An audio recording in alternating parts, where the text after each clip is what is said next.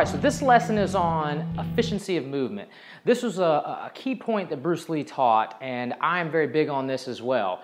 And what it really boils down to is that you use the least amount of energy to create the most amount of force or the most amount of damage. And it really makes a lot of sense, but so many people starting out or haven't really grasped the biomechanics anatomy of striking and close quarters combat, do too many things, tighten too many muscles, and actually inhibit the amount of power and explosiveness that you can really develop throughout your body. So, you know, the underlying theme is that you want to take the easiest, most efficient route to accomplish your goal. And your goal may be to eliminate an attacker, your goal may be to hit a punching bag or hit focus mitts or stab something. You want to take the path of least resistance, the easiest way and the most efficient way to accomplish that goal. And to cover a little bit about human anatomy and biomechanics, there's certain muscles when it comes to a specific movement will be considered agonist or antagonist muscles. So an agonist muscle is the muscle that makes the movement happen, that actually this muscle fuels the movement to happen. Antagonist muscle is a muscle that opposes or is preventing that motion from happening.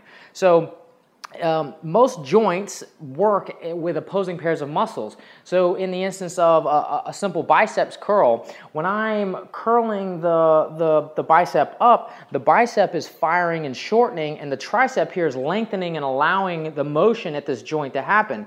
If the tricep didn't relax and allow the motion to happen, the joint would not move because they would both be tight. So this is an agonist muscle in this motion, and the antagonist is what's allowing it to do it. So another way to think of it is like kicking a ball. You know, when you go to kick a soccer ball, or a kickball or something like that, that motion, when you're firing for that initial motion, you're using hip flexors and quads to snap and kick that ball with power, but the leg is going to swing through, and what's preventing you, the antagonist, from actually tearing or injuring the muscles around that joint are the hamstring and the hip extensors. They're going to slow that movement down as the leg comes through. So that's kind of how the opposing pairs and the agonist and the antagonist muscles work. Now, how and why does that matter to you in a street fight or in self-defense?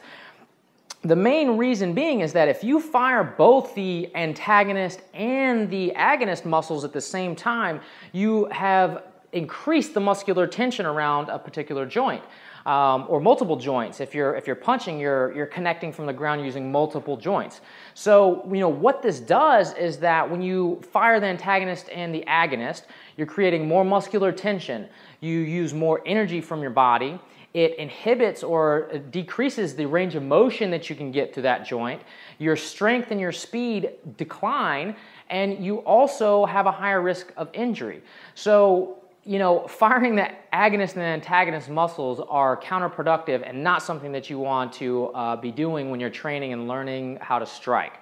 And the final point I want to touch on is that the loose, easy whipping punch is going to cause much more damage than the tense, angry, I'm going to hit you as hard as I can style of punch. So efficiency of movement and understanding the biomechanics behind it are critical for you as a self-defense practitioner.